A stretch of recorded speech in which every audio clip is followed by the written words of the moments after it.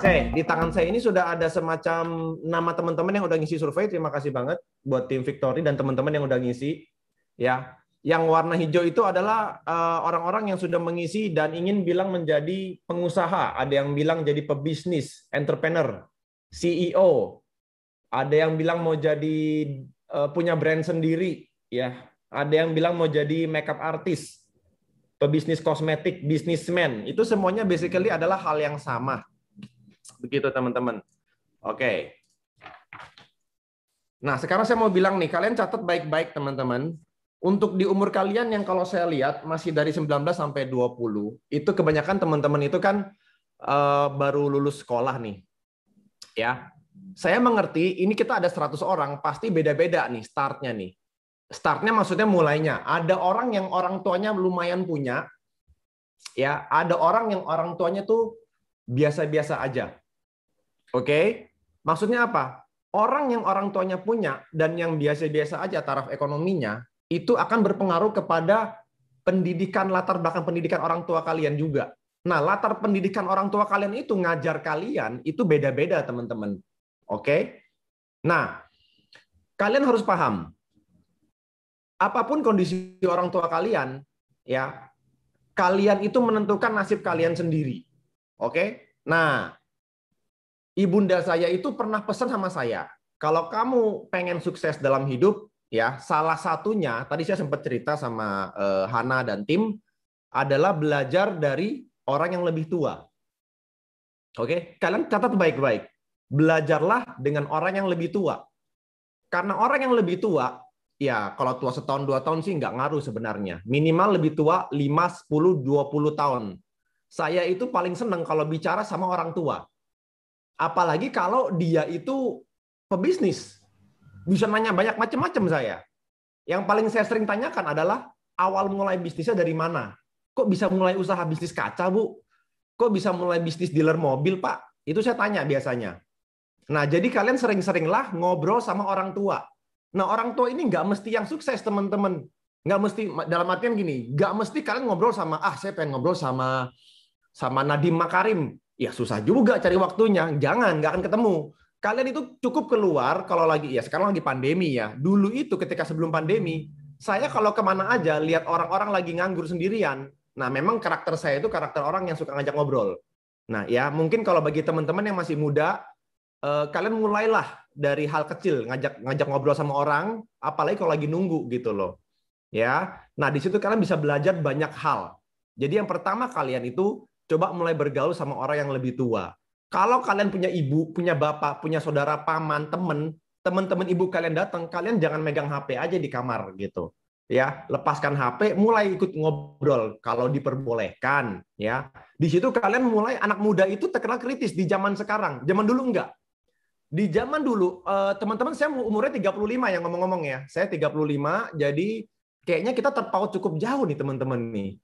Karena saya lihat ada yang 20, ada yang 21. Wah, kayaknya manggil saya jangan manggil Om kali ya. Kak Jul aja ya. Nah, jadi zaman dulu nih, jadi saya ini penyambung antara orang tua ke kalian. Saya ini jembatannya. Asal kalian tahu, orang tua itu banyak yang mau minta maaf sama anaknya. Karena apa? Karena mungkin mereka tidak bisa mendidik kalian dengan sempurna. Zaman dulu informasi itu terbatas, teman-teman. Orang tua kalian itu belajar hanya dari orang tuanya.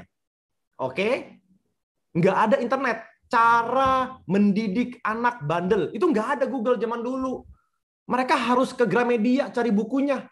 Itu pun nggak bisa beli, baca di tempat. Itu pun nggak boleh duduk, harus berdiri. Kalau duduk diusir. Oke, nah jadi kalian harus pahami orang tua kalian itu ya itu terbatas. Namun kalau kalian sebagai anak muda, kalau misalkan ada kesempatan ngobrol ya sama orang tua, mental saya adalah pesan saya adalah punya mental untuk ngajak ngobrol. Oke. Nah, sekarang kita lanjut mengenai mental atau mindset. Yang pertama, kalian harus belajar dengan orang yang lebih tua.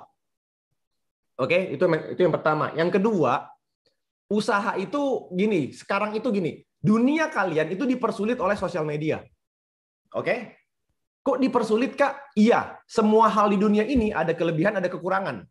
Semua hal di dunia ini. Sosial media memang memudahkan, tapi ada yang menyulitkan. Di sisi mana menyulitkan? Gampang.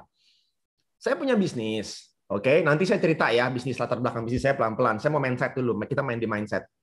Sosial media itu memudahkan dan tapi ya juga sisi buruknya, menyulitkan. Apalagi dunia kalian, saya paham banget karena saya punya karyawan di anak-anak seumur kalian. Karyawan saya itu ada 9 orang, 3 di antaranya itu perempuan, umurnya itu 20 dan 22, satu lagi agak senior 27. Nah, yang 20-22 ini punya mindset yang sangat lucu-lucu. Nah, jadi dalam artian begini, mereka itu kerja ya sama saya maunya gajinya tinggi tapi kerjanya santai. Maunya tuh kalau kerja tiap hari itu nanti ada kopi gitu ya, bisa pesen bubble tea gitu ya, bisa Gojek ini itu. Dan saya lihat kalau misalkan saya ajak ngobrol gitu ya, kok kalian boros amat sih gitu. Ternyata kalau kita lihat IG story-nya mereka, teman-temannya juga begitu, teman-teman. Nah, kalian harus hati-hati terhadap sosial media. Jangan lihat sosial media hanya gaya hidup orang yang sebenarnya itu adalah bohong atau enggak asli gitu loh ya. Oke, mental kedua, hati-hati terhadap sosial media gitu. Dan jangan lihat, ih kok dia udah sukses lebih maju ya, oh dia udah punya ini ya, dia udah punya itu. Nah, mental kalian itu belum apa-apa udah mulai down duluan sebenarnya. Oke? Nah, jadi kita balik lagi yang pertama itu karena harus berani ngobrol sama orang tua, dapetin tips dari mereka. Yang kedua, sosial media itu lihatlah IG kalian. Siapa sih yang kalian follow? Kalau saya yang saya follow itu adalah kebanyakan pembicara, tips-tips bisnis, investasi, dan kebanyakan mengenai berita, teman-teman. Bahkan teman saya sendiri jarang yang saya follow, apalagi kalau dia itu tugasnya tiap hari cuma nge-share pagi dia bangun dia nge-IG story, beli kopi IG story, itu udah pasti saya unfollow, teman-teman. Maaf nih. Gitu. Nah, jadi di situ 2 hal yang penting buat kalian tahu ya. Nah, sekarang buat kalian yang baru lulus. Saya dulu di Australia, teman-teman. Saya cerita sedikit. Saya itu kerja di Indonesia ketika dari S1, itu saya kerja sebagai auditor. Auditor itu tugasnya itu nyari kesalahan orang. Secara garis besar, tadi saya lihat di kertas saya ada yang mau jadi akunting. Mungkin orangnya ada di sini ya, namanya Habibah. Ada yang mau jadi akunting. Bagus. Valentino, akuntan. Saya lihat datanya nih. Dan kalau dulu ketika saya lulus ya teman-teman, jadi akuntan, tugasnya ada mencari auditor. Tugas saya adalah mencari kesalahan kalian sebagai akuntan, gitu loh. Kalian kerja di perusahaan bagian accounting, tugas saya mencari kesalahan kalian, gitu. Itu kerjaan pertama saya. Dan sekarang saya menghandle 4 bisnis, itu ada perjalanannya, gitu loh teman-teman. Nah, bisnis. Nah, di situ saya cerita bisnis kalian yang kalau kalian mau bisnis apa aja, di sini kan kalian ada lihat nih, saya baca ya teman-teman ya. Ada yang pengen buka pet shop. Ya. Nah, ada yang pengen jadi makeup artist. Ada yang pengen jadi tour guide. Ada yang mau punya wedding organizer. Oke, catat baik-baik nih. Tips yang kedua yang berikutnya. Apapun bisnis yang kalian mau mulai, pastikan bisnis kalian itu menjawab masalah yang ada di masyarakat. Pastikan bisnis yang kalian mau mulai itu menjawab masalah yang ada di masyarakat. Oke? Kalau bisnis kalian tidak menjawab masalah, bisnisnya itu nggak akan rame. Percuma kalian tanya, Kak, saya udah pakai Facebook Ads, udah pakai Google Ads, IG Ads, saya udah bayar artis nih untuk endorse kok nggak rame-rame. Ya memang kalian punya bisnis itu tidak menjawab masalah yang ada di masyarakat, gitu loh. Oke? Nah, contoh sederhananya, bisnis yang menjawab masalah di masyarakat. Kalau di wilayah perumahan kalian belum ada warung, kalian buka warung, rame tuh bisnisnya. Sederhana kan? Gitu. Ya, zaman dulu sebelum Gojek ada, sebelum Grab ada, ya, kita nyari ojek itu setengah mati. Lagi di rumah nyari ojek, jalan ke pangkalan nggak ada orangnya. Kesel nggak sih? Udah panas-panas jalan-jalan, ojeknya kagak ada. Giliran ada cuma tinggal 1 orang lagi. Yang biasa 10.000 dia bilang 25.000. Ini kan kesel banget ya. Nah, disitulah Nadiem Makarim hadir menjawab masalah yang ada. Nah, oke. Jadi intinya kalau kalian mau mulai bisnis, yang pertama, kalian harus menjawab masalah yang ada di pasaran. Oke. Nah, lalu sekarang saya cerita sedikit balik lagi ke topik saya. Saya dulu itu bekerja, akhirnya saya pergi ke Australia untuk sekolah S2. Nah, sekarang tadi saya balik ada kaitannya dengan orang tua kalian nih. Orang tua saya itu orang tua yang sekarang umurnya tahun 60, lahir umurnya 60 tahun. bisa dibayangkan 60, 30, 40 tahun yang lalu ketika saya baru lahir, ya, mereka itu sama sekali belum punya yang namanya handphone. Informasi terbatas, nggak ada ceritanya mereka tahu cara apa. Mereka cuma tahu apabila tetangga mereka tahu, udah itu doang.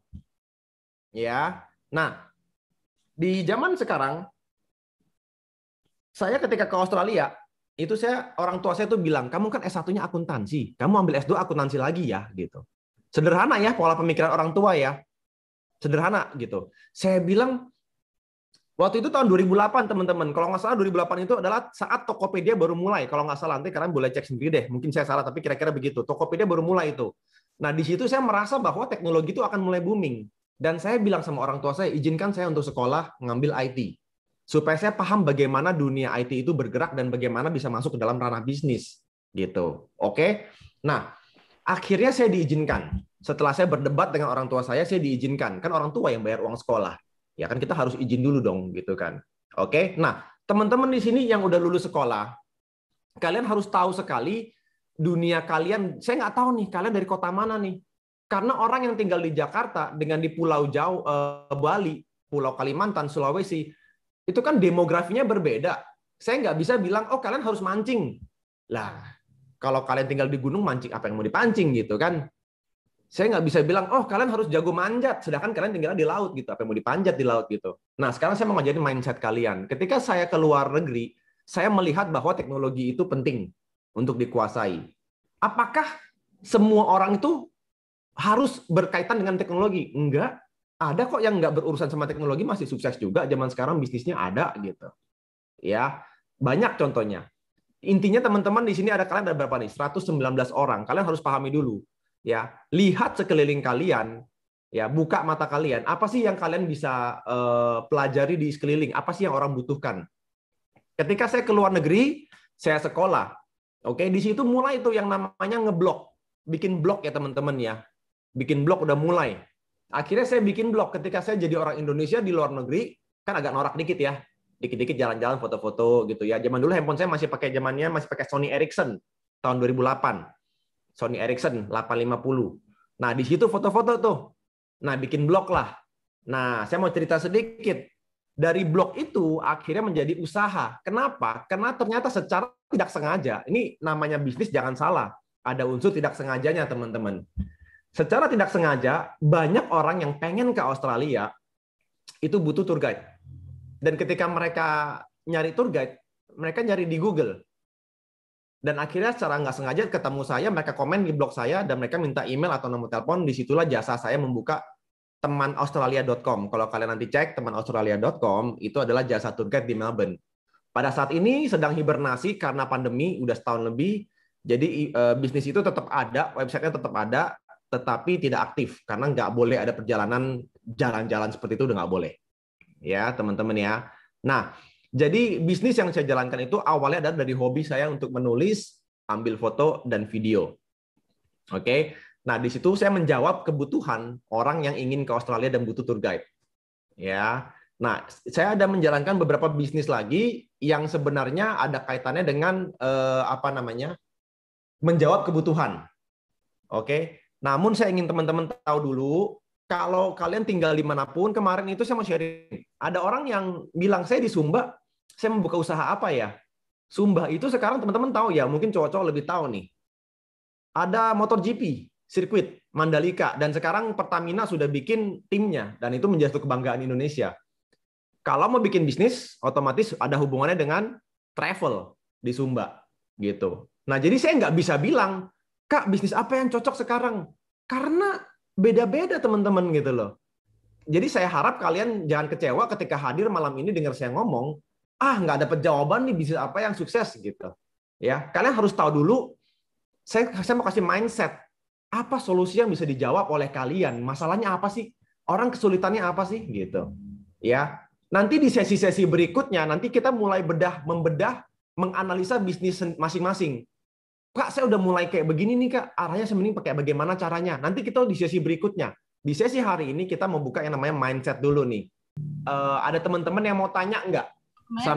Sambil teman-teman mulai berpikir apa yang mau ditanyakan, saya akan membedah beberapa usaha ya, supaya kalian yang sebenarnya udah lulus, bisa mulai. Saya mau melihat dari catatan yang tadi saya cetak. Ada yang bilang mau, oke, di sini kan tadi saya udah bahas ya. Ada yang mau jadi accounting, ada yang mau jadi dokter hewan, ada yang mau jadi IT specialty, ada yang mau jadi penyanyi, dancer. Ini semua profesi ya teman-teman ya. Game developer, dosen psikologi, ada yang mau jadi apa nih? Saya baca lagi, bidan, ya, psikolog, ini banyak nih. Teman-teman, ini profesi. Oke, profesi itu sebenarnya saya mau bahas di sesi minggu depan. Nah, kan topik hari ini kan usaha bisnis sebelum lulus ya, mulai bisnis sebelum sebelum lulus ya, benar ya. Nah, kalau profesi bagaimana Kak? Kemarin saya sempat nonton di video, ya, si Nadim itu sempat ngomong begini, enggak semua orang bisa jadi entrepreneur. Ada yang pernah lihat nggak dia ngomong kayak begitu di YouTube? Nadiem Makarim itu adalah Menteri Pendidikan kita yang sangat-sangat the best saat ini. Tidak semua orang bisa jadi entrepreneur. Jadi kalau ada orang bilang, ayo jadi entrepreneur, lo nggak bisa semua orang jadi entrepreneur, nggak bisa gitu. Pada kenyataannya memang ada orang lahir dan memang passion dia itu adalah profesi, gitu loh. Salah satu tadi saya salut nih, ada orang yang ngetik nih, saya kasih warna coklat. Kira-kira kalau kita kasih warna coklat, kira-kira profesinya apa nih? Yang berbaju coklat. NS ya, Kak? Siapa tuh? ASN bukan? Bukan. Coklat, sorry. Iya benar juga sih. Tapi ini polisi.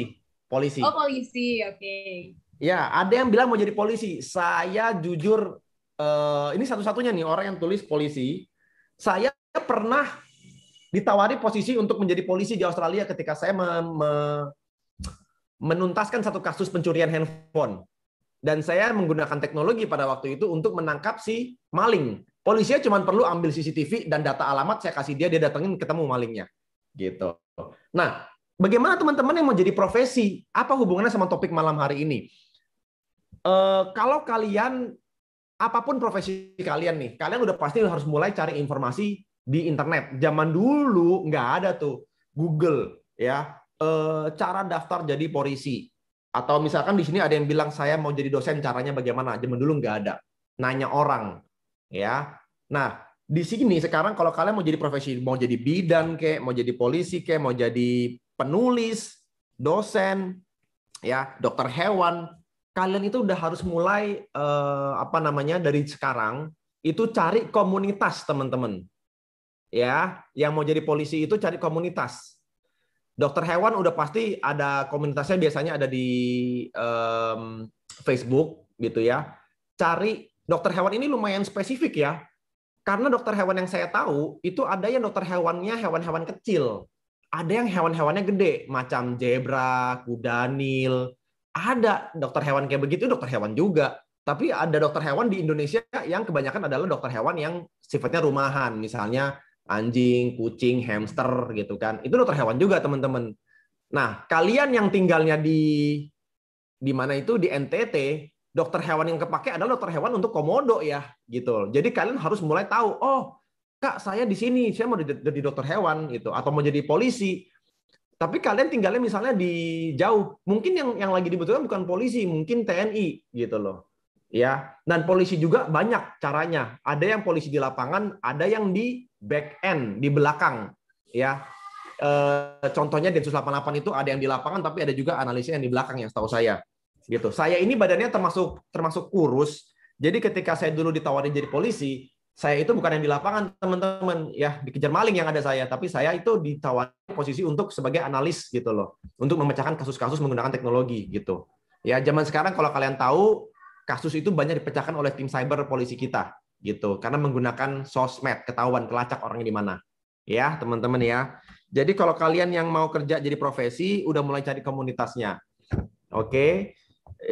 Jadi nggak bisa dibahas lebih jauh karena profesi itu memang personal gitu. Kalau bisnis itu kita bisa belajar dari banyak hal dari orang-orang berbeda. Tapi kalau profesi itu personal, kalian beda.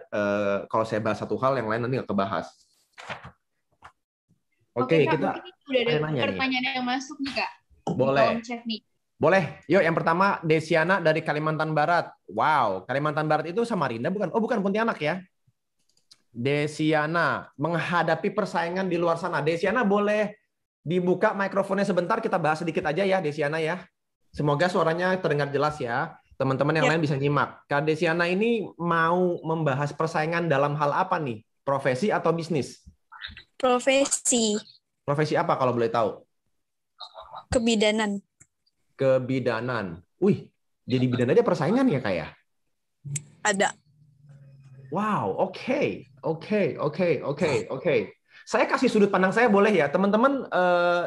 Saya mohon maaf dulu nih sebelumnya bahwa jangan anggap saya paling benar. Ketika ada hal yang menurut kalian nggak benar, misalnya kita diskusi nanti, kalian boleh tanya, Kak, menurut saya ini begini. Sekarang saya kasih sudut pandang saya mengenai persaingan dalam dunia kebidanan. Gini Kak Desi, saya pernah pernah bikin lowongan untuk staf admin di kantor saya. Baru 2 bulan yang lalu. Di lowongan kerja website itu ada dokter cari kerja. Saya sampai, ya namanya kan saya bukan profesi ya. Lalu saya cek, dokter cari kerja ya. Aku pikir kalau udah jadi dokter pasti udah bisa kerja ya. Ternyata saya salah. Nah sekarang ini dengan Desiana nanya begini, ini membuka persepsi saya yang baru. Ternyata jadi bidan aja perlu bersaing ya, bener ya? Ya. Nah sekarang bidan itu sudah ada surat izinnya belum? Ada. Ada, oke. Jadi persaingan itu adalah persaingan sehat ya, di mana kita saling bersaing dengan profesionalisme kita. Ya, teman-teman yang nanti profesinya jadi, Kak, saya mau jadi polisi, tapi yang persaingannya bagaimana menghadapi polisi-polisi yang lain? Ya, tentu kalian mengutamakan kualitas kerja dan kalau orang bilang di dalam semua profesi itu ada yang namanya KPI, Key Performance Index. Ya, jadi kalau jadi polisi nanti diukur dalam sehari nangkepin berapa motor, ya, dalam sebulan nangkepin berapa narkoba misalnya. Nah, bidan saya nggak tahu nih KPI-nya nih, ya kan? Kalau KPI-nya dalam sebulan harus ngelahirin berapa orang, ya mungkin ya dari sana tolok ukurnya. Nah, namanya profesi itu menyangkut dekat dengan karakter orangnya. Saya kalau cari dokter anak itu cari dokter anak yang tentu nggak galak ya. Istri saya baru melahirkan 1 bulan yang lalu nih. Bayangin kalau cari dokter anak atau bidannya galak nih ya kan? Ini bapak ganggu aja, keluar. Ya pasti kan saya nggak suka dong ketemu bidan kayak begitu ya. Tapi makanya saya bilang persaingan itu dihadapi dengan personal kalian yang menarik. Bagaimana cara menjadi seorang yang punya personality yang menarik, yang orang tentu suka gitu. Ya profesi apapun, bahkan profesi pemulung sampah depan rumah saya aja itu orangnya menarik. Kalau saya keluarin mobil dia sapa saya. Siang Pak. Ada barang yang bisa dirapikan, ngomongnya begitu, ya kan? Enggak yang ketok-ketok ganggu gitu. Dia hanya panggil saya ketika saya mau keluar. Tapi ada orang yang ngeganggu saya, pemulung, ketok-ketok pintu tuh, tok tok tok tok tok, Pak itu mau dibuang ya? Meja mau dipakai bisa dibuang. Ini kembali lagi ke personal kita gitu loh. Personal kita menyenangkan nggak buat orang lain. Nah, jadi persaingan itu nanti kebentuk orang suka kamu gitu loh, bukan karena kamu tuh bersaing. Nah, itu masih ranah personal ya, bukan ranah marketing. Nah, setahu saya dokter juga perlu marketing gitu loh. Dokter gigi apalagi perlu marketing. Contohnya bikin plang nama yang bagus gitu. Itu nanti kita bahas. Kalau sekarang dibahas kepanjangan. Oke, lanjut ya. Thank you. Cara yang bisa saya lakukan untuk menyikapi proses saat bisnis saya sedang menurun. Nah, ini saya mau tanya nih. Oke, kita 10 menit ke depan diskusi seru nih. Teman-teman yang lain menyimak ya. Raina, ini bisnisnya di mana kotanya dan bisnisnya apa nih? Di Bekasi, Kak. Bisnisnya bisnis fashion. Kayak apa namanya? Masker kain, terus juga scrunchie kayak gitu-gitu. Oke, kalau bisa ada bolpen atau kertas catat baik-baik ya. Jadi bisnis saya sekedar info, saya punya gudang scaffolding 88 itu ada di Bekasi ya, gudang saya. Nah, bisnis saya itu sempat saya sharing juga di sesi yang lalu, di sesinya VCI itu menurun drastis di saat pandemi. Oke, jadi teman-teman apabila punya bisnis yang sudah punya bisnis lalu sedang menurun, itu kalian punya 2 pilihan sebenarnya. Ya, pilihan pertama bisnisnya dimatiin, ganti yang lain. Atau pilihan kedua, kalian ada salah dalam melakukan proses bisnis kalian. Kalau bisnis kalian itu sudah nggak relevan, contoh kayak apa sih bisnis yang nggak relevan? Bisnis yang nggak relevan itu kayak sekarang. Kalian kalau zaman dulu itu ada namanya orang-orang itu, gue kalau kerja jadi petugas di gerbang tol itu kayak keren banget deh. Ada loh orang kayak gitu. Di gerbang tol itu keren pakai seragam, kerja di gerbang tol itu satu apa ya? Satu kesuksesan orang. Tapi sekarang kamu mau kerja di gerbang tol, udah nggak ada lagi. Itu udah pakai tab e-money. Nah, jadi kalau bisnis sudah nggak ada relevan, udah saatnya harus ditutup, ya ditutup. Gitu. Jujur aja, banyak kok bisnis yang udah nggak ada lagi di zaman sekarang, kaset aja udah nggak ada. Nah, kalau bisnis udah nggak relevan, sudah tidak menjawab masalah di sosial, tutup, ya memang harus tutup. Dengan bangga kalian harus berterima kasih berkesempatan menjawab masalah selama ini. Tapi kalau sudah nggak relevan, harus ditutup. Oke, itu gampang. Tutup bisnis mah gampang, selesai. Modal terbesar yang kita miliki untuk bisa memulai bisnis di usia muda itu apa? Modal terbesar. Ini pertanyaannya pintar banget nih. Mempertahankan atau mengembangkannya. Teman-teman, saya pernah muda. Saya pernah berambisi tinggi. Namanya cowok ya, udah nggak jauh-jauh deh. Zaman dulu mainannya mobil. Ya, gadget. Ya. Sekarang kalau ditanya mobil saya apa, mobil saya itu mobil 13 tahun, umurnya udah tua. Saya udah nggak peduli lagi gitu. Nah, balik ke umur saya muda, ketika saya masih umur kalian 20, 19, itu kayaknya gadget itu sesuatu hal yang kalau ada yang baru saya mesti punya. Ya. Namun kalau kalian ikutin itu nggak ada habisnya. Jadi modal terbesar itu untuk mengontrol nafsu kita untuk mengikuti zaman, padahal nggak penting gitu loh. Modal terbesar itu mengikuti zaman. Kayak contoh sekarang gini, teman saya baru-baru ini modal kalau nggak bisa ngontrol nafsu mengikuti zaman itu padahal nggak penting. Itu teman saya baru sebelumnya jadi youtuber nge-review restoran, ya kan? Dan kalian tahu kan, youtuber yang review restoran itu jumlahnya udah banyak banget. Kalian ngapain sih mancing di sebuah kolam ikan yang ikannya cuma ada 2, tapi pancingannya ada 100 gitu? Mohon maaf nih, bukan maksudnya nggak boleh. Kalau kalian reviewnya bagus, lengkap, membawa personal branding yang berbeda dari yang sudah ada, itu silakan. Tapi kalau ternyata, kok kayaknya biasa aja ya, nggak ada yang beda, malah kesana niru yang lain nih, itu bahaya. Hati-hati teman-teman. Ya. Jadi bisnis sekarang itu kalian boleh, ada saatnya kalian ngikut zaman. Ada saatnya ketika orang lagi jualan layangan, ya musim layangan, ya jualan layangan. Boleh itu. Jangan lagi musim layangan jualan payung, ya kagak ada hujan juga gitu kan. Jadi modal terbesar adalah sebenarnya itu mengontrol ego kalian atau nafsu kalian. Itu modal terbesar. Oke, kontrol dulu. Dan yang paling penting itu gini, kalian pasti udah sering dengar, berani untuk salah, berani untuk berbuat salah. Berbuat salah itu maksudnya gini, kalian mencoba hal, inisiatif sendiri. Karena saya punya karyawan ada 9, 3 diantaranya yang anak muda ini takut banget berbuat salah. Saking takutnya berbuat salah, kalau saya suruh 1 tambah 1 ya 2, ya kan? Padahal bisnis saya itu kan dari minggu ke minggu berkembang. Ketika sesuatu itu udah harus dirapikan, diubah, disusun ulang dong, penataan ulang gitu loh. Jangan begitu karena memang dulu saya suruh begitu, dia begitu aja. Jadi inisiatif ya, dan jangan takut salah, itu penting untuk kalian itu lakukan gitu. Tapi yang penting kalau udah salah sekali dikasih tahu, jangan lakukan lagi dong gitu. Ya. Jangan lakukan lagi, itu namanya bebal banget gitu. Sekali salah boleh, karena namanya pebisnis itu banyak salahnya. Saya bisnis ketika lagi lesu mengembangkan di iklan Facebook, IG, gagal total teman-teman, gitu loh. Tapi namanya coba-coba masih dari kecil ya cobanya ya. Ketika saya iklankan ke Google, sukses besar usaha saya, gitu loh.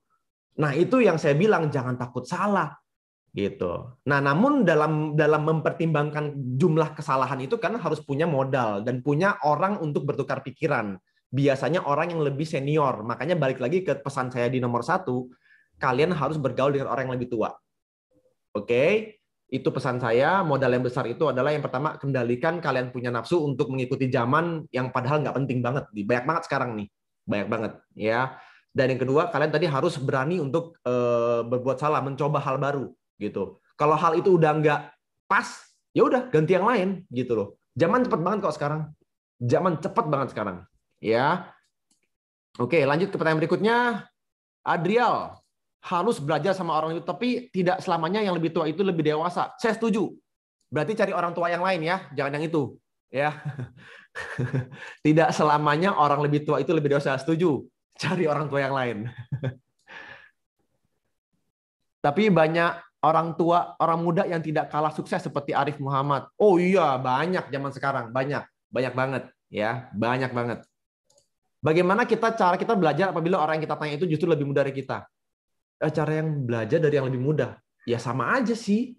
Kalau orang itu dekat kalian ketemu langsung, tanya jawab. Ya, ke anak-anak muda itu punya satu kelebihan di zaman sekarang, pola pikir yang kritis.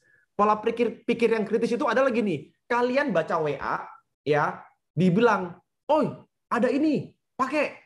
Kalian jangan langsung beli, jangan langsung pakai, mikir dulu, yang bener, ya kan? Harus kritis, gitu. Tanya.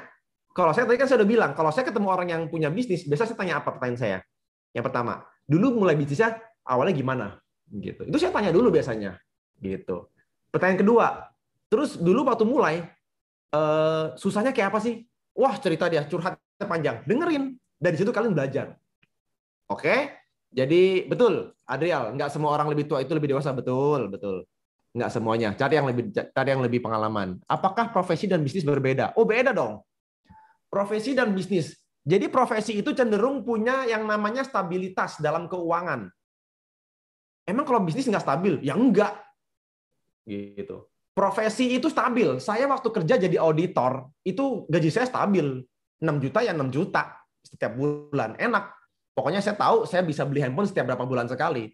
Kalau bisnis, bisa antar 1 juta, bisa antar 10 juta, bisa antar nggak dapat apa-apa, bayar gaji orang uang saya minus, gitu. Beda dari segi itu aja udah beda ya. Nah, oke, yang bisnis gini, bisnis itu kalau kalian mau bisnis kalian harus punya kemampuan manajemen. Manajemen itu gini, bagaimana mengatur karyawan, ya, mengatur supaya mereka bekerja dengan baik demi kelangsungan bisnis kalian. Kalau profesi nggak perlu kalian urusin orang. Gitu. Datang di kantor, duduk, kerjain tugas kalian, pulang. Kalau bisnis, kamu ngurusin karyawan kamu, pastiin dia melakukan tugasnya dengan baik, gitu. Wah, kinerja dia nggak baik nih. Kenapa? Oh, ternyata lagi ada masalah sama suaminya, sama pacarnya. Ya udah, coba selesaikan dulu. Itu bisnis ya, teman-teman. Jadi kalau bisnis itu memang banyak faktornya. Lanjut, Anjeli. Bagaimana caranya untuk menghilangkan rasa kurang percaya diri dalam memulai bisnis? Nanti nggak berhasil, nanti nggak laku, nanti malah sia-sia. Oke. Banyak nih yang saya juga pernah, teman-teman. Jadi gini, saya cerita aja deh. Teman-teman harus paham. Tidak semua bisnis itu murni mulai dari diri sendiri. Tidak. Ada yang bisnis mulai dari teman, ada bisnis yang mulai dari orang tua, ada bisnis yang mulai dari beli. Ada yang beli bisnis. Misalnya beli kafe. Jadi bisnis itu cara mulainya banyak banget caranya. Jadi kalian jangan hanya berpikiran bahwa semua bisnis itu pasti mulainya dari mulai sendiri gitu. Enggak. Banyak caranya. Ada yang take over bisnis orang lain, ada yang dari orang tua diterusin ke anaknya, ada yang benar-benar dari nol, ada yang ngikut orang lain gitu. Terus dia buka sendiri, macam-macam. Nah, kalau si Angelit atau teman-teman yang lain misalnya takut nggak berhasil, nggak laku, balik lagi ke tips saya yang pertama, punya teman orang tua, bukan orang tua sendiri misalnya, orang tua yang lain aja, gitu. Tanya mereka, gitu ya. Kalau mereka nggak paham, misalnya kamu mau usaha apa ya, misalnya mau buka toko fotokopi misalnya, kamu tanya satu orang, terus dia bilang di sini mah jelek, gitu kan? Ya kamu jangan langsung down, kamu ambil orang lain lagi, cari 3, 4, 5 orang. Saya mau buka toko fotokopi nih, ada tips nggak? Gitu. Sampai orang itu bisa paham bahwa kamu mau buka di mana? Modalmu berapa? Gitu. Dan dia bisa diskusi sama kamu gitu, ya. Jangan tanya sama orang yang negatif. Nggak cocok. Saya dulu udah buka, tutup saya. Nah, di situ kamu harus tanya, Bapak dulu kenapa tutup? Pokoknya nggak cocok aja dah, tutup aja. Loh, jangan. Orang kayak gitu jangan diambil masukannya. Nggak jelas gitu loh. Kita harus kritis. Bapak dulu bukanya dari kapan? Dari tahun sekian. Terus Bapak usahanya berapa lama? Ya kira-kira 10 tahun lah. Kok tutup Pak? Alasannya apa sih tutup? Gitu. Kalau dia nggak tahu kenapa dia tutup, wah itu dia nggak capable untuk menjawab pertanyaan kamu. Cari orang lain. Ya, cari orang lain untuk diskusi. Makanya sebenarnya programnya kali ini dari Victory ini kita nanti suatu saat bisa diskusi bisnis kalian masing-masing gitu loh. Ya. Plus minusnya apa? Kita diskusi teman-teman, ya. Lanjut. Oh, masih ada pertanyaan panjang nih si Angel ini. Mengkonsepkan bisnis. Oh. Oke. Oke.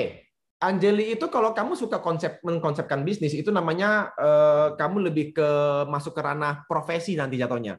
Profesi kamu sebagai apa sebutannya sih? Konsultan.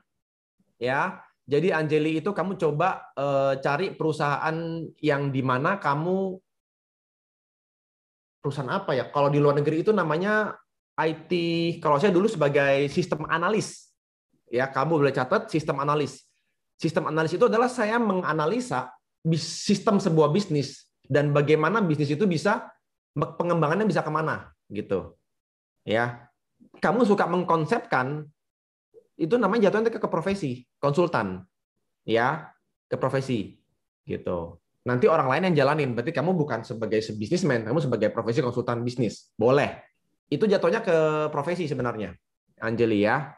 Bukan ke bisnis. Tapi kalau profesi itu udah besar dan ramai, bisa nggak jadi bisnis? Bisa. Kamu mengajari anak buahmu untuk jadi konsultan-konsultan kecil. Itu udah jadi bisnis konsultan namanya nanti jatuhnya. Tapi awal-awalnya jadi profesi dulu, nawarkan jasa dulu. Lanjut, banyak nih. Bisnis tapi bingung langkah awalnya. Langkah awalnya dari tempat kamu tinggal, itu kamu lihat apa yang bisa kamu tawarkan. Makanya ini memang nggak mudah ya kalau saya kasih jawaban apa ya. Karena dengan 100 orang lebih ini banyak banget nanti jawaban saya jadi beda-beda nanti. Di Karawang itu ya lihat, Karawang itu kelebihannya apa? Tanya orang-orang yang lebih tua. Oh, Karawang itu kalau nggak salah, oke, saya kasih tahu kamu Yuni. Karawang itu, Karawang Barat terutama, itu banyak lahan-lahan yang dijadikan perumahan-perumahan baru. Otomatis kalau dijadikan perumahan baru itu akan sangat menarik kalau kamu itu masuk ke dunia sebagai misalnya agent properti atau minta tolong buka yang namanya usaha toko bangunan gitu. Karawang itu tadinya wilayah sawah, tapi sekarang udah mulai dibikin perumahan. Nah, bisnis apakah yang cocok? Nah, itu dia. Masalah utama itu dana. Oh, oke. Oke, baik. Masalah dana itu sebenarnya bukan masalah sebenarnya. Yang menjadi masalah, usahanya itu menjanjikan nggak? Saya baru-barusan ini, saya ngomong aja fair-fairan ya. Saya ditolak proposal saya oleh investor gitu ya. Investor. Jadi saya kan salah satu usaha saya di dunia properti ya sebagai agent properti, saya mau bikin aplikasi yang bisa mengalahkan aplikasi yang sudah ada gitu. Tapi dananya nggak kecil, besar, ditolak. Ditolak bukan karena bisnis itu tidak prospek. Jadi kamu harus tahu dulu, kamu biasanya akan dapat dana apabila bisnis yang mau kamu lakukan itu jelas-jelas menguntungkan. Ya, kamu tinggal cari orang aja. Tapi kamu harus yakin benar ini bakal untungin gitu loh. Cuman yang namanya bisnis bisa up, bisa down. Ketika lagi down ya kamu pertanggungjawabannya bagaimana. Ya, saya itu ditolak proposal saya karena apa? Kata investornya, kamu tuh kerjanya udah banyak, Jul. Kamu bikin begini lagi, apa kamu bisa konsen? Di situ saya mikir, iya juga ya. Ya udah deh, saya pending. Akhirnya proposal saya pun ditolak dan saya pun tidak masalah. Karena saya jujur, saya sudah banyak usaha dan nggak konsen teman-teman. Saya sama kalian sama, otak saya cuma satu di atas kepala dan punya 2 tangan. Jadi nggak bisa konsen banyak-banyak. Dana itu bukan masalah. Yang menjadi masalah adalah ide bisnisnya ada apa enggak dan profitable apa enggak. Saya kasih contoh ya. Karyawan saya itu punya anak di Serang. Oke? Punya anak di Serang. Anaknya itu ditawari sebuah pekerjaan untuk mengantar ikan lele. Dan sekali antar dapat bayaran sekian ratus ribu rupiah. Dalam sehari bisa sekian kali antar. Akhirnya bapaknya bilang, ya udah sini gue kasih lu mobil Suzuki Carry, oke? Pokoknya lu bayar babe sekian juta buat cicilan sama untung, sisanya lu ambil. Itu bisnis, bayangin. Dia dapat tawaran nganter ikan lele dan dapat bayaran segini selama beberapa tahun ke depan. Dan orangnya anaknya memang baik. Dia ngomong sama bapaknya, Pak, saya dapat kerjaan disuruh nganter lele dari sini ke sono. Sekali nganter dapat segini. Lumayan ya. Berarti sehari berapa kali? Sekian kali. Dikali-kali. Oh ya udah, Bapak nyicil mobil aja. Mobil Suzuki Carry. Nah, itu hanya satu contoh aja. Sebuah bisnis yang tadinya punya masalah modal kan. Tapi ketika bisnis itu menjanjikan, bisnis mengantar lele, itu langsung ada dananya. Ya kebetulan dari bapaknya ada. Ya, oke. Lanjut ya. Bagaimana rasa takut memulai bisnis? Oke, rasa takut tadi saya udah sempat jawab ya. Di atas itu ada yang sempat ragu juga. Rasa takut itu tiap orang beda-beda. Tapi kalian akan lebih berani kalau kalian itu punya teman. Jadi carilah teman yang bisa untuk kalian ajak gabung. Berdua kek, bertiga kek. Ya, ada orang yang memang tipenya itu lebih karakter manusia itu dibagi dalam 4 warna ya. Ada warna ungu, merah, kuning, hijau. Semua warna itu beda-beda orang-orang gitu. Kalau dari ngomongan saya yang meledak-ledak ini, saya ini tipe yang warna apa ya? Kuning merah ya kayaknya ya. Kalau saya dengar lagu Korea baru saya jadi ungu tiba-tiba gitu, nangis gitu ya, lebay gitu. Kalau kamu takut untuk memulai bisnis, bisa jadi mungkin karakter kamu ungu atau hijau, bisa jadi. Maaf nih, saya nggak tahu nih. Karakter kamu tuh yang tipe orang yang stabil, yang takut perubahan, tapi orangnya stabil gitu loh. Ya. Nah, carilah teman yang tipenya kayak saya, rada bawel dikit gitu, ya, dan rada berani gitu. Nah, nanti kamu akan jadi lebih berani gitu. Oke, itu tips dari saya sederhana ya. Kalau lebih jauh lama nih. Lanjut ke dari Gorontalo, luar biasa jauhnya, mantap. Cara membaca kebutuhan umum yang ada di masyarakat, tapi kebutuhannya untuk jangka panjang. Membaca kebutuhan umum itu sebenarnya gampang. Dari koran, tanya orang, ya kan? Terus kamu sendiri pengalamannya apa? Punya masalah apa sih sehari-hari gitu? Jangan masalah pacar ya, maksudnya masalah apa sih yang menyulitkan hidupmu gitu loh. Nah, tapi masalah jangka panjang itu nggak ada yang bisa lihat masa depan. Itu masalahnya. Saya mau kasih tahu kamu deh, tidak ada bisnis yang sebenarnya bisa tahan selamanya. Ada deh. Bisnis bikin peti mati sih, kayaknya tahan selamanya. Ya, beneran sih bisnis peti mati itu tahan selamanya sih, ya nggak sih? Ya. Tapi kalau kita jangan lantas langsung bikin bisnis peti mati, tapi nggak apa-apa juga sih. Baca kebutuhan itu dari pengalaman kamu hidup pribadi, pengalaman orang lain, kamu lihat masalah. Kamu kalau misalnya suka di lapangan kayak saya, suka bicara sama orang lapangan, cari tukang-tukang lagi kerja, dan lain sebagainya. Tapi kalau enggak, ya tanya orang lah, ya. Baca koran juga, baca. Sekarang zamannya bukan koran, baca HP, bukanya kompas.com, detik.com, atau ketik nama kotamu Gorontalo, cari ada Gorontalo tuh ada berita apa di situ tentang Gorontalo. Nanti kamu bisa ada ide di sana, ya, dan berdoalah, dapat ilham. Tapi kebutuhan jangka panjang, ya jangka panjang nggak ada yang nggak tahu bisa selesai setahun, 2 tahun, 5 tahun, 10 tahun. Terkadang ada orang yang bisnisnya cuma 2 tahun. Ya udah 2 tahun dapat duit banyak, bisnisnya tutup, bikin lagi yang lain gitu loh. Ya, kita nggak pernah tahu hal itu. Oke, jadi sama kayak di bisnis pertambangan, emas aja bisa habis kok. Jadi nggak ada yang namanya bisnisnya tuh tahan selamanya, nggak. Ya, di Australia di kota Perth itu ada tambang emas dan batu bara. Udah habis, ya udah. Itu kota sekarang jadi kota hantu. Rumahnya banyak gitu ya, sekolah juga ada, tapi udah nggak ada yang tinggalin. Kenapa? Udah habis tambangnya. Ya, apakah mereka sedih? Enggak, cari lagi tambang yang lain gitu. Oke? Menemukan passion. Oke, teman-teman, passion ini lagi rame nih ya. Jadi ada orang yang passion itu ada 2. Ada yang bisa jadi duit, ada yang hobi. Ya, ada yang hobi dan nggak jadi duit. Ya. Aduh, saya ngomong susah nih. Saya dulu itu adalah seorang pemain game profesional. Saya sempat ikut pertandingan di Jakarta dan melawan tim, dan kebetulan tim saya juara 1. Dan pada waktu itu tim saya dikirim ke Jerman, tapi saya nggak ikut. Ya. Karena waktu itu saya statusnya pemain pengganti, substitute gitu. Di saat semifinal atau final itu saya menggantikan salah satu teman saya. Ya. Nah, itu apakah passion lantas saya langsung bilang, "Oh, saya harus jadi pemain profesional gamer nih." Gitu. Ya. Enggak, di situ otak saya berpikir, "Gile, dapat duit berapa ya gaji?" Zaman itu saya tahun 2008, teman. Itu zamannya CS:GO ya, CS Global apa CS 116 ya, saya lupa lah. Itu zamannya Counter Strike, teman-teman cowok-cowok pasti tahu nih, main game tembak-tembakan nih. Dan itu passion, tapi itu nggak jadi duit loh, nggak bisa. Ya, passion itu ada yang jadi duit, ada yang enggak. Atau passion itu ada yang salah alamat. Contoh, negara itu di Indonesia, di dunia ada ratusan negara. Oke? Ada passion tertentu yang cocok di negara tertentu, teman-teman. Salah satunya adalah menjadi instruktur ski yang main di salju itu, ya. Oke? Jadi passion itu macam-macam. Jadi kalian tahu cari passion, kalau memang passion kamu tidak cocok di Indonesia, tetapi kamu mau tinggal di Indonesia, teman-teman, sebaiknya itu jadiin hobi. Tapi untuk dapat duit, carilah sumber yang lain, gitu. Ya, itu jadi hobi aja, gitu. Kalau itu nggak bisa jadi duit, kalian nggak akan bisa hidup dari sana. Ya, ada orang bilang, oh Kak, dari passion saya bisa jadi duit kok. Iya bisa, tapi nggak 100% tuh bisa jadi duit, nggak. Ada yang nggak bisa. Oke? Kecuali kalian pindah. Kayak saya dulu, tahun 2008, kalau saya jadi profesional CS gamer, saya jangan ada di Indonesia. Saya harusnya ke Amerika Serikat. Itu gaji profesional gamer di sana zaman itu udah 50 juta lebih per bulannya. Tapi latihannya tiap hari, berpuluh-puluh jam. Ya itu aja tip dari saya. Masalah Kak, ada lagi nih Kak. Oke, boleh. Pertanyaan yang cukup menarik yang mungkin beda dari yang lain ya. Dari Nahla nih Kak. Dia tanya kira-kira rekomendasi buku buat orang-orang yang pengen jadi entrepreneur nih Kak. Rekomendasi buku ya. Yang mana tadi pertanyaannya tuh? Di mana? Siapa namanya?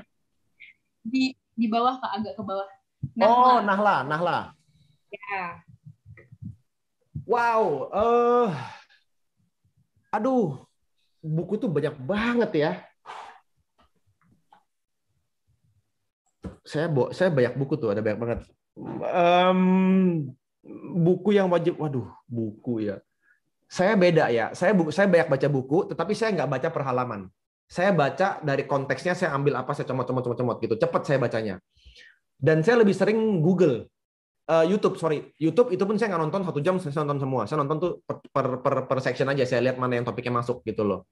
Ya, jadi saya itu tipe orang yang langsung menganalisa. Jadi sambil saya nonton, otak saya tuh udah muter gitu. Kalau buku itu yang kalian tahu ya, Denny Santoso yang sangat master di dunia digital marketingnya. Orangnya dari Malang, mungkin ada yang udah tahu nih. Kalau udah tahu boleh jempol nih. Nah, si Ko Denny Santoso itu juara banget dalam hal marketing. Nah, di dunia bisnis, salah satu yang penting, ya memang semuanya penting, tapi yang penting di zaman sekarang lagi pandemi ini adalah marketing. Bagaimana bisa menjangkau produk ini, menjangkau yang butuh gitu loh. Produknya ada, ya udah gitu. Tapi untuk menjangkau yang butuh susah. Nah, Denny Santoso itu punya buku yang dulu judulnya apa ya? Tapi yang paling penting, balik lagi daripada baca buku, ya kalau memang saya tipe orangnya yang ekstrovert, ya. Jadi saya lebih sering interogasi orang tua. Saya interogasi kayak polisi gitu. Ya, jadi saya belajar dari pengalaman hidup mereka. Oke Kak, yang tadi bukunya Denny Santoso itu ini bukan sih Kak, apa namanya? Done is better than perfect. Nah, itu dia tuh. Ya. Done is better than perfect. Itu menjawab banyak masalah-masalah sehari-hari di zaman modern ini, ya. Done is better than perfect, betul. Good, thank you, good job. Oke Kak, lanjut nih Kak. Ada lagi nih Kak yang tanya. Kalau yang lain tadi mungkin pertanyaan tentang jualan-jualan ya Kak. Cuman ini dia pertanyaan unik nih Kak. Kalau kita lagi kuliah, terus ikut tanam modal gitu, menurut kakak gimana ya? Cara paling efektif nggak? Karena sibuk kuliah, tapi pengen punya sampingan nih, Kak. Oke. Tanam modal. Waduh, zaman sekarang banyak banget penipuan ya teman-temannya. Banyak banget tanam modal itu penipuan. Ini kayak kita tuh jalan kaki ranjaunya banyak banget gitu. Ya, ranjau pakunya banyak banget. Saya saranin kalau mau tanam modal, mainnya ke saham. Saham itu gaya mainnya ada 2. Ada yang investor, ya, jadi long term, hitungannya bulanan gitu ya. Ada yang trader, tiap hari bangun tidur melek liatinnya harga saham. Ya, kamu kuliah nih, jangan jadi tipe trader. Ya, saran saya. Kecuali memang kamu tipe orang yang otaknya kapasitas speednya tuh udah kenceng banget, ya silakan. Biasanya orang kalau udah kuliah terus dia trader dan setiap hari liatin harga saham dan dia analisa, itu nanti kuliahnya terbengkalai. Bahaya juga sih. Ya. Jadi saran saya kalau mau tanam saham, kalau masih muda, mainnya ke saham. Naiknya lebih bagus dibanding kalian misalnya main di reksadana gitu. Jadi tanam saham boleh belajar beli saham untuk long term. Ya, long termnya mungkin sebulan, 6 bulan, bahkan setahun gitu, ya. Jangan nitip orang zaman sekarang, jangan. Lanjut. Oke Kak, ada pertanyaan baru nih Kak masuk dari. Nah mungkin dia lebih nanya seputar profesi sini Kak. Dia tanya nih Kak, kira-kira pendapat Kakak tentang data science ini prospeknya di Indonesia itu gimana Kak? Nah data science nih Kak. Data science, ini orang IT nih luar biasa. Data science itu saya belum dalemin karena saya dulu zamannya sebelum data science keluar, saya lebih masuk ke database management system. Data science itu kayaknya pengembangan dari DBMS ya kelihatannya ya, database management system. Jadi database itu basically adalah gini. Data itu ya kayak tadi saya kan udah cetak nih yang di tangan saya tuh data tuh. Ada nama, kalian mau jadi apa dan umur kalian berapa. Itu data. Ya. Bagaimana saya mengolah data itu namanya data science ya? Iya, bisa, Kak. Ya, Ilham di mana kotanya Ilham? Tangerang, Kak. Tangerang. Ya, kamu sekarang udah kerja di dunia IT? Belum, Kak. Baru kuliah. Baru kuliah. Ambil jurusan apa? Sistem informasi, Kak. Wow, welcome. Jadi, saya kasih gambaran aja nih teman-teman nih. Di Australia, teman saya ada yang kerja menjadi database management system, data analis. Ya, Ilham pasti tahu nih kalau udah main data analis nih. Memang ya itu dapat kerjaan di Australia setelah kuliah di sana, dan gaji dia itu pada waktu saya ke Indonesia 2017, gaji dia setahun itu udah nyentuh 900 juta dalam setahun gaji dia. Saya mau ngomong dulu nih mengenai IT. Tapi dengan gaji segitu pajaknya juga gede loh teman-teman. Pajak dia itu berapa ya? Kayaknya pajak dia sekitar 300 juta deh setahun pajaknya. Nah, data itu sejak tahun 2010 ke atas itu udah sangat kepake. Database management system, data science itu akan kepake terus-terusan karena apa? Karena smartphone ini dimiliki orang makin banyak dan makin murah ya. Dengan masuknya Xiaomi ke Indonesia berapa tahun yang lalu tuh udah hampir semua orang tuh kayaknya udah pakai HP, dan HP-nya itu udah pakai Google, kebanyakan Android, bahkan iPhone pun ada data. Nah, jadi kalau Ilham meneruskan kamu punya profesi tadi saya lihat ada beberapa orang mau masuk ke dunia IT kalau saya lihat, ya, IT specialty, data science, developer, game developer. Game developer itu jujur kalau kamu beda kayak data science. Data science di Indonesia bisa hidup kamu, tapi game developer, siapa tadi yang ngomong mau jadi game developer, bikin game. Kamu itu wajib jago coding dan 3D modeling, tetapi bisa menjual jasamu ke luar negeri. Oke? Jangan hanya jual jasa di Indonesia, bisa nggak laku gitu. Ya, karena orang Indonesia jujur aja masih belum menghargai dunia IT gitu. Ya, servis komputer aja masih 100-200 ribu harganya. Di luar negeri servis komputer itu 1 juta bayarnya. Ya. Nah, data science kepake Ilham, jadi kamu perjuangkanlah kalau kamu emang jago di dunianya, mulai dari sekarang kamu udah harus belajar penerapan prakteknya bagaimana. Jangan cuma teorinya aja, ya. Nah, dari mana kamu belajar praktek? Ya dari orang yang lebih tua, gitu. Cari komunitas kamu, ya. Itu aja. Ada lagi nggak yang lain, tim? Bagaimana menciptakan ide bisnis yang bisa dikembangkan ke depannya. Sebab di era sekarang ada KBMI. KBMI itu kompetensi bisnis mahasiswa Indonesia. Jika ide bisnis kita sukses, akan dibiayai sejumlah kurang lebih 25 juta nih, Kak. Gimana menurut Kakak sendiri untuk melihat peluang yang baik sehingga bisa memenangkan kompetisinya yang nantinya bisa jadi bisnis untuk jangka panjang? Mungkin lebih ke nanya ide kali ya, Kak, mau brainstorming, ya, Kak. Betul. Waduh. Oke, ini saya balikin lagi ke, makanya dari awal kita bilang hari ini kita mau ngomong tentang mindset dan mental. Saya balik lagi ke mindset. Di mana kamu kalau mau punya ide bisnis itu harus menjawab masalah yang ada gitu. Kebetulan masalah yang ada, contoh dari Gojek itu masalahnya nasional gitu loh. Masalahnya si Gojek itu nasional banget gitu. Nah itu makanya idenya brilian. Dari sana dia pengembangan ke masalah makanan, pengembangan masalah belanja, GoShop dan lain-lain sebagainya. Ya, jadi balikin lagi untuk Rani yang ada di Medan. Kebetulan saya lahir di Sumatera Utara juga. Medan itu masih banyak ini ya, hutan ya saya rasa ya, daripada kotanya dibanding Jawa ya. Jadi saya jujur nggak menguasai demografi, namun kalau ide bisnis itu biasanya menjawab masalah sehari-hari. Saya tahu bahwa di dunia Australia, di negara Australia, itu anak-anak sekarang Indonesia udah mulai petani-petani itu dimodelin pakai drone, ya. Karena kalau misalkan mereka nebar insektisida, ya, ke lahan yang kamu di depan rumah aja nyiram bunga papa mama aja jarang ya. Bayangin yang luas pekarangan mungkin 10 meter persegi atau mungkin 25 atau 100. Bayangin yang punya tanah luasnya 10.000 meter persegi, 100 kali 100 meter. Ya. Wah, kalau kalian pakai apa tuh semprot-semprot, wah udah dah putus jari kalian. Nah, itu masalah. Masalahnya itu hanya bisa ada ketika kalian tuh duduk bareng mereka. Lihat, mereka kok susah amat ya, kasihan amat ya. Nah, carilah masalahnya dan carilah solusinya. Berpikirlah di situ. Gitu, ya. Nah, di situ nanti kamu akan ada ide-ide yang lain. Nah, sekarang dengan ada teknologi smartphone, otomatisasi, itu nanti akan membantu banyak hal, teman-teman. Sorry nih kalau saya ngomong banyak hal yang aneh-aneh nih. Namun yang pertama adalah balik lagi, tolong cari masalah di sosial dan jawablah masalah itu dengan baik gitu ya. Itu dulu yang saya bisa bantu kasih info. Contohnya kayak sekarang ini, kalian ini masih muda kan. Saya mencoba untuk memberi kalian itu pola pikir dulu teman-teman, bahwa bisnis itu jangan serta-merta hanya tahu dari sosmed, hanya tahu dari nonton YouTube, semua orang jadi YouTuber nih gitu kan. Jangan dari itu aja gitu. Kalian keluarlah dari rumah kalian, namun sekarang lagi pandemi agak susah, tapi keluarlah dari rumah kalian, berjalan kaki lah, ketemulah orang-orang gitu ya, dan bicaralah kepada mereka gitu loh. Buat yang nggak di dalam kota, biasanya akan lebih menarik loh, jujur aja.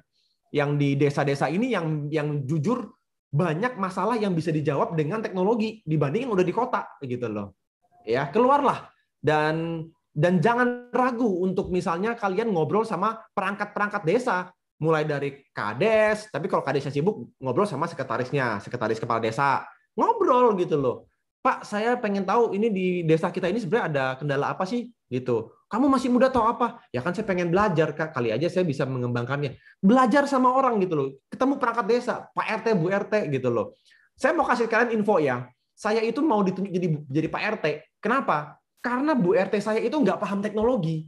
Ya, kemarin itu ada masalah PLN. Dia tuh telepon cari orang setengah mati nggak ketemu. Saya pakai aplikasi, lapor 3 hari kerja itu datang PLN benerin. Dia udah lapor berbulan-bulan. Ya, itu hanya masalah sederhana di lapangan. Keluarlah dari rumah kalian, bukan keluar, maksudnya coba bersosialisasilah, ya, ngobrol sama orang. Nanti ketemu ada masalah, kalian solve, selesaikan. Nanti dari sana mungkin pasti ada yang namanya opportunity, kesempatan. Kamu cocok deh jadi ini. Kamu cocok deh jadi ini, gitu. Ya, teman-teman ya, semoga dengan yang apa saya ceritain kalian lebih optimis ya. Jadi jangan di rumah aja pegang HP deh gitu ya. Jangan, keluarlah dan cari orang dan ngobrol lah gitu. Ya, menjawab masalah gitu ya. Oke, Kak. Nah, Kak, mungkin ada 2 pertanyaan lagi kali Kak yang kita tampung ya. 2 pertanyaan terakhir ya. Ya, 2 pertanyaan terakhir nih ya guys ya. Karena banyak banget dari tadi pertanyaannya Mas Bi. Oke, mungkin dari Siti dulu nih Kak. Kak, kalau misal kita jadi reseller produk skincare, tapi ternyata udah banyak reseller yang gabung nih, kira-kira gimana Kak? Oke, ini saya ngomong sebagai reseller apa aja, nggak usah skincare ya. Reseller produk apa aja. Reseller ini sangat menjanjikan di zaman digital sekarang ini. Sangat menjanjikan. Kalian nggak mesti punya produk, tapi kalian bisa jual. Betul ya teman-teman ya. Buat yang nggak paham reseller, tapi kalian berada di kota besar misalnya, kalian cocok nih. Ya, kalian nggak punya modal, tapi punya internet. Kalian di kota-kota yang ramai, bukan di desa, cocok jadi reseller. Reseller macam-macam, nggak mesti skincare. Bisa jadi reseller sepeda, bisa jadi reseller spare part, segala macam lah, ya. Nah, sudah banyak reseller yang gabung. Berarti kamu harus lihat biasanya mereka itu ada wilayahnya. Saya ini baru ini cari susu buat anak gitu kan. Lalu saya cari, oh ternyata di daerah Jakarta Barat ini udah banyak yang jualan. Ya udah, istri saya nggak usah ikut jualan. Kenapa? Ya pasti persaingan akan sangat ketat gitu. Jadi nggak usah gitu. Per wilayah lihatnya aja gitu ya. Dan biasanya kalau reseller zaman sekarang itu kalian kombinasikan dengan personal branding. Apa sih Kak personal branding? Kalian catat aja di kertas. Lalu kalian belajar personal branding. saran saya kalau mau belajar personal branding itu bisa ambil dari sebuah aplikasi Google. Google itu punya aplikasi buat belajar. Ada yang tahu nggak namanya apa? Google Primer namanya, catat. Namanya Google Primer. Download ya. Download Google Primer. Kelihatan nggak di HP saya? Ya elah, HP saya hilang. Udah, ketik aja Google Primer. Nanti kalian download, di situ kalian belajar tentang personal branding. Bagaimana kalian menjual barang kalian dengan kombinasi personal branding. Oke, di zaman sekarang ini kalian mau siapapun yang dagang, siapapun yang jualan di sini, apapun jualannya, coba mulai nanti masukin personal branding di sana. Nanti bisa beda. Oke, ada lagi nggak nih yang tadi ada satu pertanyaan terakhir nih? Apa nih? Oke Kak, aku bacain satu pertanyaan terakhir ya. Ini tadi dari Makassar nih Kak. Jadi dia ini punya bisnis unggas. Nah ini Kak, jadi bisnis unggas dan sebagainya menyikapi kebutuhan masyarakat dan hewan ternak nih Kak. Nah, sedangkan dalam hal market masih serba konvensional. Kira-kira gimana langkah untuk mengembangkan bisnis unggas dengan melibatkan teknologi, misalnya dengan penggunaan website dan lain-lain, Kak? Oke, wow, dari Makassar.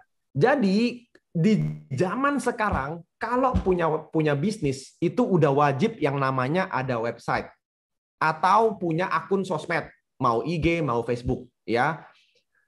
Ada bisnis yang cocok pakai IG, ada bisnis yang cocok pakai website. Beda-beda tuh.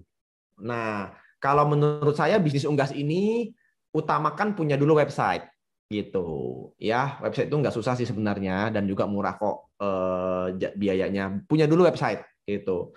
Dari website itu nanti kamu bisa mulai kembangkan iklan untuk supaya bisa menjual ke luar kota. Tapi bisa nggak ya jual unggas keluar kota ya? Karena kan logistiknya kan berarti unggasnya unggas hidup ya kalau nggak salah ya, dengan Hariping ini. Oh ya. Ya, halo Hariping. Ya. Oh, ya, baik. jadi ini jualan unggas ini kirimnya sekarang ke luar kota atau hanya dalam kota, pertanyaan saya? Di sektor Makassar, di dalam kota, Pak. Oke, apakah pernah kirim keluar kota? Belum. Belum. Bisa nggak unggas dikirim keluar kota? Kemungkinan terlalu beresiko, belum pernah dicoba. Oke, berarti gini, memang semua bisnis teman-teman berbeda. Makasih Hariping. Jadi semua bisnis itu beda-beda ya. Karena kalau unggas itu setahu saya kalau di transport itu dalam keadaan hidup-hidup biasanya supaya seger, kalau nggak salah begitu. Jadi perlu nggak punya bisnis, punya website? Perlu supaya kalian menguasai wilayah kamu di Makassar. Katakan ada pesaing lain, tapi dia nggak punya website. Otomatis kalau orang-orang kayak saya misalnya mencari supplier ayam, ya kan saya carinya di apa namanya di Google gitu loh, ya kan? Saya cari supplier ayam, kayaknya nggak pakai TikTok deh. Nggak mungkin saya cari supplier ayam potong pakai TikTok, kayaknya nggak deh, ya kan? Jadi pastikan kamu punya website, ya, karena di zaman sekarang orang nyarinya itu pakai website, pakai Google. Di zaman orang tua kita, mereka nyari supplier ayam, mereka muter-muter nanya orang.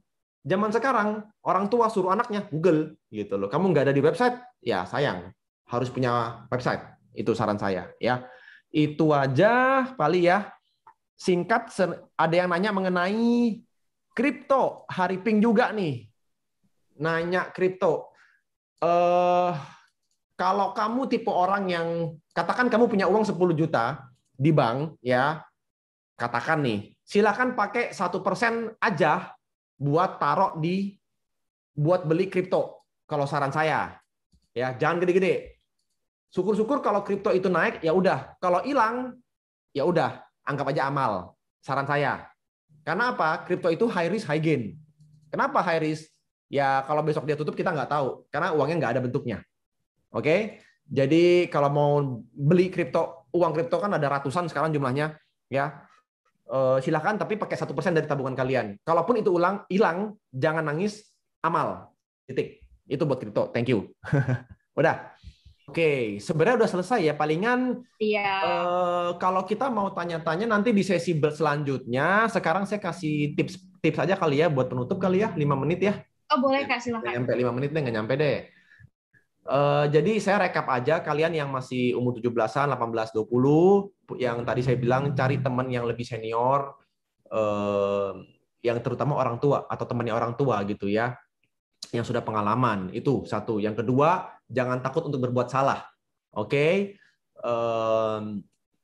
Oh ya, belajar dari tadi saya sharing yang aplikasi Google Primer, ya. Nah, itu kalian download dan belajar dari sana mengenai personal branding. Di zaman digital begini, penting untuk kalian punya personal branding dalam produk kalian.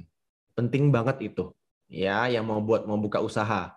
Itu bahkan bisa buka usaha apa aja itu pakai personal branding bisa banget itu. Ya, caranya nanti ke depannya kita bahas lebih lanjut. Palingan tips saya pernah sekolah di luar negeri, teman-teman. Ya, sekolah saya itu 2 tahun. Oke. Saya itu mulai kerja itu dari cuci piring di restoran. Oke, ketika saya belum lulus, ketika lagi liburan. Dari cuci piring itu saya ngobrol sama yang punyanya. Saya ngobrol sama konsumen-konsumen yang datang yang lagi ngafe. Ketika saya mau tutup, saya ngobrol sedikit.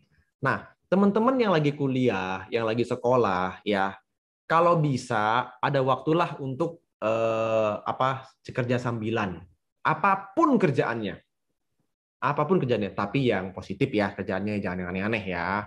Itu tips dari saya. Jadi jangan sampai nunggu udah mau lulus baru cari kerja. Baru mikirin mau ngapain. Padahal selama kamu kuliah itu kan orang-orang kayak wah kayaknya keluar sama teman-teman hangout ya kan, main-main ngapain ini, ngurusin mobil, ngurusin motor, kalau cowok-cowok, kalau cewek ngurusin apaan ya nggak tahu saya. Fashion misalnya, belanja tas. Jangan itu doang, jangan gitu. Kalau udah di akhir kalian baru belajar cari kerja, terlalu terlambat sih. Dan banyak teman-teman saya yang gagal untuk tinggal di Australia, untuk kerja juga gagal, untuk bisnis juga gagal karena waktunya mereka udah di akhir baru mereka mikirin untuk cari kerja, mikirin untuk mulai bisnis, udah terlambat gitu. Akhirnya mereka nggak bisa lanjut di Australia, mereka mau nggak mau harus kembali ke Indonesia. Jauh-jauh kuliah di Australia, tapi ujung-ujungnya balik ke Indonesia butuh kerja, itu nggak balik modal. Karena kamu kerja sekolah di sana tuh mahalnya minta ampun, orang tua bayar mahalnya minta ampun. Tapi balik ke Indonesia kerja, itu tuh kan gajinya murah banget di sini. Iya kan?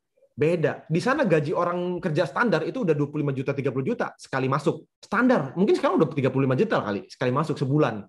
Itu termasuk murah loh di sana, teman-teman. Gitu loh. Ya. Di sini ya nggak nyampe 5 juta juga nggak nyampe. Ya, makanya kalian harus mulailah lebih awal. Ya, semoga dengan kesempatan pada malam hari ini apa yang saya sharing ini kalian terbuka pikirannya. Ya, jangan menunggu nanti baru kalian mulai buka mata. Buka pikiran, mulai tanya-tanya orang, terlambat. Dari sekarang ya, teman-teman ya. Dari sekarang, mulai besok, mulai duduk di kursi merenung gitu. Jangan buka HP lah, jangan buka Instagram sama Facebook, apalagi TikTok terusan, jangan. Ya, follow lah orang-orang yang positif di akun sosmed kalian.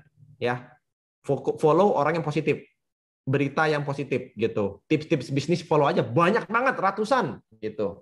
Ya. Kalau yang suka sharing-sharing cuman pamer-pamer itu namanya toxic. Toxic itu apa ya? Racun ya. Jadi jangan follow orang yang toxic, racun. Yang cuman kerjanya tiap hari pamer. Itu di mute aja. Mute post, mute story, selesai gitu ya. Itu aja tips dari saya, teman-teman. Semoga malam hari ini kalian terbuka pikirannya dan punya mindset yang kuat. Jadi kalau mindsetnya udah kuat, ke depannya itu kalian akan berkembang sendiri. Nggak usah ketemu saya, nggak usah nanya, kalian bisa berkembang sendiri karena mindsetnya udah bener. Gitu aja sih, teman-teman. Ya. Thank you buat kesempatannya nih, teman-teman.